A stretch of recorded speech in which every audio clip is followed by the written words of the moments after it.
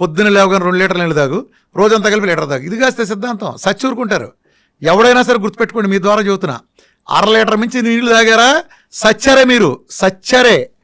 Digestive engines మొత్తం సర్వనాశనం అవుతాయి. ఎలక్ట్రోలైట్స్ మొత్తం ఊడ్చుకుపోతాయి. Not more than 300 ml at a time. Only ఉదయం మాత్రమే మీకు 1/2 లీటర్ అలౌడ్. ఎందుకంటే రాత్రి గ్యాప్ ఉంది కాబట్టి ఉదయం అలౌడ్. మిగిలిన టైం అంతా not more than 300 ml at a time. గంటకోసారి ఖచ్చితంగా తాగండి. ముఖ్యంగా ఆడవాళ్ళు కూడా ఇదంతా తాగండి, పద్ధతిగా తాగండి. అట్లనే ప్రతిదీ చెప్తా నేను మార్పులు.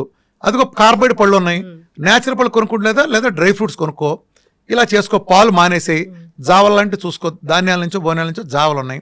బాదం లాంటివి నానబెట్టి పెట్టు, వాల్నట్ లాంటివి పెట్టు. అలానే పంచదార తీసేసి బెల్లం పెట్టు. సంస్కరణ. పంచదార తీసి పిల్లలు అడుగుతున్నారు బెల్లంతో. మన చిన్నప్పుడు ఏం చేసేవాళ్ళు, పచ్చివేరుశనగ పప్పులు పెట్టేవాళ్ళు. గుండెకి ఎంత రక్షణ తెలుసా? వేరుశనగ పప్పులు తింటే గుండెకి 37% అధిక రక్షణ. మెటా అనాలిసిస్లో బొచ్చుడు 100 ఉన్నాయి. వేరుశనగ పప్పులు, పచ్చి వేరుశనగ పప్పులు తింటే గుండెకి అద్భుతమైన రక్షణ. పచ్చి వెల్లుల్లి ఇక్కడ పెట్టి కొరితే అందులో గామా ఎస్ఎస్ అల్లిసిన్, అద్భుతమైన ఫైటోకెమికల్స్, గుండెకి కరిగించి అవతల పారేస్తుంది. ఎంకమాల ఎంత ప్లేక్స్ అయినా ఎటువంటి చెడు పదార్థాలను కరిగించగలిగే సామర్థ్యం దానికి ఉంది. వెల్లుల్లి రక్షణ ఉంది. మన ఒంటింట్లో ఉండే ప్రతి దినుసు ఒరిజినల్గా మనం తీసుకునే ప్రతిదీ ఒక ఔషధం. ఇప్పుడు నిజానికి ఏ ఏరియా కూడా ఆ ఏరియాలో పండిన పంటలు తింటాడు. అమెరికాలో ఆడికి యాపిల్ పండుద్ది, ఎందుకని ఆడు సెల్లో ఉంటాడు. మనకి జాంకాయ ఉంది, మనకి యాపిల్ కాదు. వాడి జాంకాయ కాదు, వాడు యాపిల్ తినాలి, మనం జాంకాయ తినాలి. ప్రకృతి మనకి ఏం తినాలో మనకు ఆ పరిస్థితులు బట్టి మనకి ఇచ్చింది. ట్రాపికల్ కొబ్బరి చెట్లు ఇచ్చింది.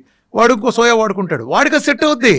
వాడికి సెట్ అయింది, మనకు సెట్ అవ్వదు. అర్థమైందా? మనం జమ్మూ కాశ్మీర్ వాడు రగ్గేసుకున్నాడు కదా, రగ్గప్పు పడుకున్నాడు కదా అని మనం బెదవాళ్ళ ఎండలో ఉండేవాడు రగ్గ పడుకుని సచ్చూరుకుంటాడు. లేదా ఆడు సొక్కది తాడు చేస్తాడు. ఎక్కడ వేసాలు అక్కడ వేయాలి. మనం రోమ్లోకి వెళ్తే రోమంలాగా ఉండాలి. అర్థమైందా? ఇలా చేయకపోబట్టి లోపం వస్తుంది. వీళ్ళు ఏం చేస్తారు, ఆ తెల్లతోలుడు ఏం చేస్తే మాకు అదే. ఎంత కామెడీలు ఉంటాయి చెప్పనమ్మా. ఉదాహరణకి డి విటమిన్ ఉంటుంది అనుకో.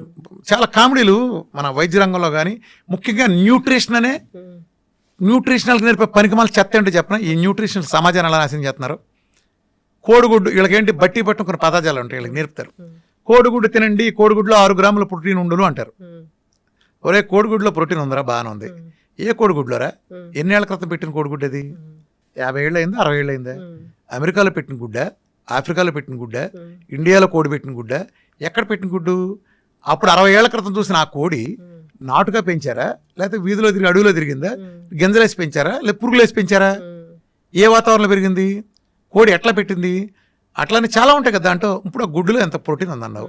ఆ గుడ్డును ఉడకబెడితే కూడా అదే ప్రోటీన్ ఉందా? ఇప్పుడు ఆ గుడ్డును ఆమ్లెట్ వేస్తే అదే ప్రోటీన్ ఉందా? ఆ గుడ్డును ఉల్లిపాయతో కలిపి ఆమ్లెట్ వేస్తే స్టిల్ అదే ప్రోటీన్ ఉందా?